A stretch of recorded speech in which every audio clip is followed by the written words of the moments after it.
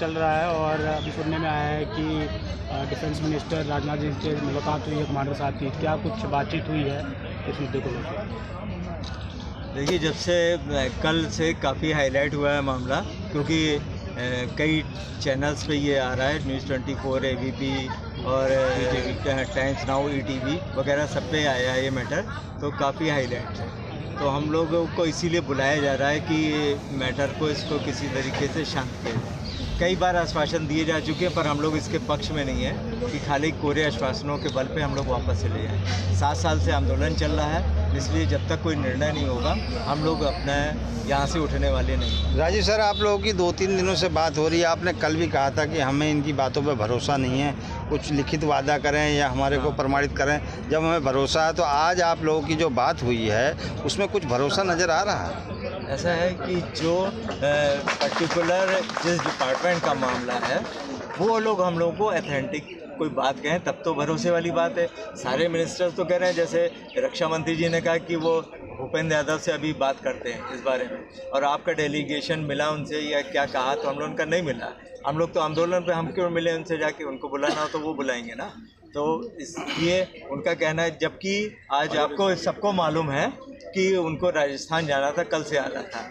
जैसे ही उन्हें पता लगा ये पेंशनर्स आए हुए हैं, वो कहीं बाहर थे, उन्होंने हम लोग को बैठाला। आधे घंटे तक हम लोग वहाँ पे रुके रहे, वो दूर से कहीं, पर उन्होंने कहा जाने मत दीजिएगा। हमारे कमांडर साहब माननीय रजावत जी, उमाकांत सिंह जी और मैं साथ में थे। सब लोग उनका उन्होंने कहा कि वेट कर लीजिए, हम आके आपसे बात करते हैं। आज उन्होंने कहा कि हमें ये मैटर पूरा पता था कि कल हमने टीवी पे देखा था, और मैं श्रम मंत्री से इस बारे में बात करूंगा।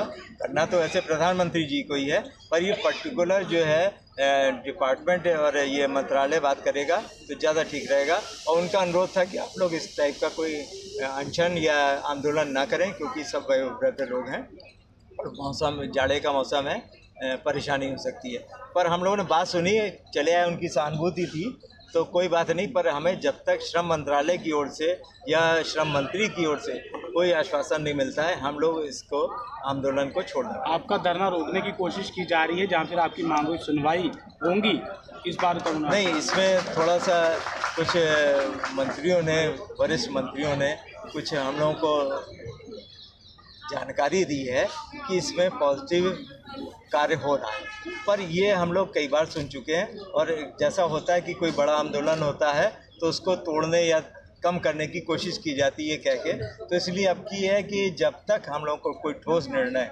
नहीं होता, हम लोग उठ के जाने वाले हैं। लास्ट दिन है आज आपके धरने का, तो आज तो ये सारे लोग चल जाएंगे, घर चले जाएंगे, तो उसके बाद क्या? नहीं, लास्ट दिन नहीं है, लास्ट नहीं, अभी तो शुरुआत है, अभी तो ये अंगड़ाई है, आगे बहुत लड़ाई। सर राजीव सर, आप लोगों का आज का तीसरा दिन हो गया है, आगे इस धरने का क्या रूपरेखा है? आप सुना हो कि 24 तारीख तक आप लोगों ने ऐसा जब हम लोग की प्लानिंग हुई थी वरिष्ठ नेताओं की, तो उसमें ये हुआ था कि 7 तारीख को आंदोलन होएगा, रैली होएगी, और उसके बाद 8 तारीख को महिलाएं जो हैं, देश भर की महिलाएं अनशन पे बैठेंगी, और 9 तारीख से स्टेट वाइज ये क्रमिक अनशन जारी रहेगा।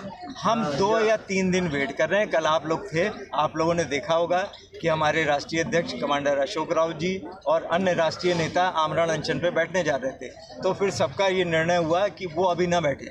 जब सरकार कह रही कि हम कुछ कर रहे हैं, कुछ मंत्री आश्वासन दे रहे हैं, तो 2 या 3 दिन हम वेट कर लेते हैं। अगर 2-3 दिन में कोई काम नहीं होता है तो फिर हमारे राष्ट्रीय नेता आमरण अनशन पे बैठ जाएंगे, फिर जो होगा फिर देखा जाएगा। राजीव सर, आप लोगों की बात 2 बार प्रधानमंत्री जी से हुई, जो देश का मुखिया है, जिसके हाथ में सब कुछ है, वो उसने वादा करके आज तक आप लोगों का वादा निभाया नहीं, तो इन मंत्रियों से और ये संतरियों से काम होने वाला है क्या? वो जब उन्होंने वायदा किया था तो हम लोगों ने सभ्य नागरिकों की तरह ये समझा था कि ये पूरा हो जाएगा। और प्रधानमंत्री जी का ये कहना है कि ये मोदी की गारंटी होती है। अब हमें ये समझना है कि क्या 2 टाइप की गारंटी होती है, एक हम लोगों को दी जाए जो ना पूरी करनी हो, और एक ये है कि जो पूरी की जाए। तो हमें भी अब ये देखना है, हम लोगों ने संदेशा उनको करवाया है कि आप अपनी गारंटी पूरी करें, देखते हैं कि वो क्या करते हैं। सर, आप लोगों की मुख्य मांग मतलब चुनाव के टाइम पे आप लोग आएंगे? नहीं, हम लोग तो 7 वर्ष से संघर्ष कर रहे थे और दिल्ली में भी कई आंदोलन हम लोग कर चुके हैं। ये पहला आंदोलन नहीं है। इसी जंतर मंतर पे और इसी रामलीला मैदान पे हम लोग के 2-3 बार आंदोलन पहले हो चुके हैं। 7 बार 2017 से वो चल रहे हैं और ये पहला आंदोलन नहीं है। हम लोग कोई वो बरसाती कीड़े नहीं है कि जब वो हुआ तो चुनाव से हमसे क्या मतलब। हम तो रोज की परेशानी है, 200 पेंशनर एवरेज जो है उनकी डेथ हो रही है। हम तो उनके लिए संघर्ष कर रहे हैं। राजू सर, एक लास्ट सवाल है, आप लोग की मुख्य क्या है? हमारी मुख्य मांग एक तो जो 1,000 रुपये मिनिमम पेंशन थी उसको बढ़ा के 7,500 रुपये किया जाए, उस पर DA दिया जाए और पति पत्नी को मुफ्त चिकित्सा सुविधा प्रदान की जाए। एक और बड़ी बात थी कि जो वर्षों से हमारे कई साथी जो है कोर्ट में केस लड़ रहे थे और कई वर्षों से लड़ रहे थे, हर जगह से जीते थे, सबको मिला के सरकार ने अपने बड़े बड़े वकील खड़े करके अपने उल्टे सीधे जैसे भी तर्क दिए उस पर सब पे स्टे लगा दिया। फिर भी लड़ाई चलती रही कोर्ट में और 4/11/2022 को सुप्रीम कोर्ट ने डिसीजन दिया 3 बेंच की उसमें कि इनको जो है हायर पेंशन दी जाए सभी पेंशनर्स को। पर EPFO ने उसमें इतने अड़ंगे लगा दिए हैं कि इतनी ज़्यादा फॉर्मेलिटीज़ पूरी करनी है। वो अभी तक ये नहीं बता रहा है कि आपको कितनी राशि वापस करनी है। ये तो कह रहा है कि ये राशि वापस करिए, पर आपको पेंशन कितनी मिलेगी ये नहीं बता रहा है। और इतनी फॉर्मेलिटीज़ हैं कि कोई भी पेंशनर पूरा नहीं कर पाएगा। बिजले होंगे उनको हम लोग अवार्ड देंगे जिनको हायर पेंशन हाई कोर्ट के थ्रू और सुप्रीम कोर्ट के थ्रू मिल जाएगी। सर आप सरकार आपको पेंशन जो है वो क्यों देगी? उनके पास इतना रिवेन्यू नहीं आ रहा है, कहाँ से देगी आपको? 8 लाख करोड़ रुपए पेंशन फंड में है EPFO के पास, उस पर 60,000 करोड़ रुपए इंटरेस्ट आता है और हमको जो है उसका जो है 33% पेंशन में दिया जाता है। अगर ये 50% भी दे दें तो हमारी पेंशन बढ़ जाएगी। दूसरा, ये OPS को 14% कंट्रीब्यूशन सरकार देती है, हमको देती है 1.16, वो भी एडमिनिस्ट्रेटिव चार्जेस, वो खर्चे मेंटेन करने के लिए। अगर ये 1.16 की बजाय 5% कर दें तो भी हमको जो है पूरी पेंशन मिल जाएगी। एक लाइन में मैं निवेदन करना चाहता हूँ। माननीय प्रधानमंत्री जी कहते हैं कि सबका साथ, सबका विकास और सबका विश्वास।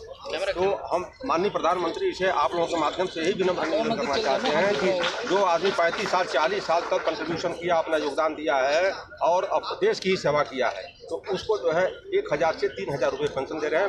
1,171 रुपये मात्र एवरेज पेंशन मिल रही है। आप बताइए, एक सिलेंडर का दाम मिल रहा है, बाकी आदमी क्या खाएगा, क्या बीमारी में लगाएगा? बुढ़ापे में तमाम बीमारियां होती हैं। ऐसे स्थिति में मरने के सिवा और दूसरा कोई विकल्प नहीं है। तो उससे बढ़िया है कि ऐसे लड़ के मरे आदमी, ऐसे सड़ के मरने से कोई फायदा नहीं है। तो मैं विनम्र निवेदन करना चाहता हूं सरकार से, माननीय प्रधानमंत्री जी से, कि आप कहते हैं कि मैं जो कहता हूं करता हूं, तो इस वचन को आप निभाएं। 2 बार आपने हमारे राष्ट्रीय अध्यक्ष महोदय को और माननीय जो हमारे महासचिव जी हैं उनको आपने वचन दिया है माननीय हेमा मालिनी जी के द्वारा। तो आप अपना वचन निभाएं और वृद्ध लोगों का आशीर्वाद लें ताकि भविष्य में उनके लिए भी लाभप्रद हो, सरकार के लिए लाभप्रद हो और वृद्धों का हमेशा कल्याण होता रहे। कम से आप बताइए कि 7,500 रुपये DA और प्लस महंगाई भत्ता और मेडिकल सुविधा, यही हम लोगों की मांग है। इसमें क्या है? ठीक है सर। बस आप लोगों के माध्यम से यही निवेदन हम सरकार से करते हैं। थैंक यू कि हमारी मांगों को थैंक यू।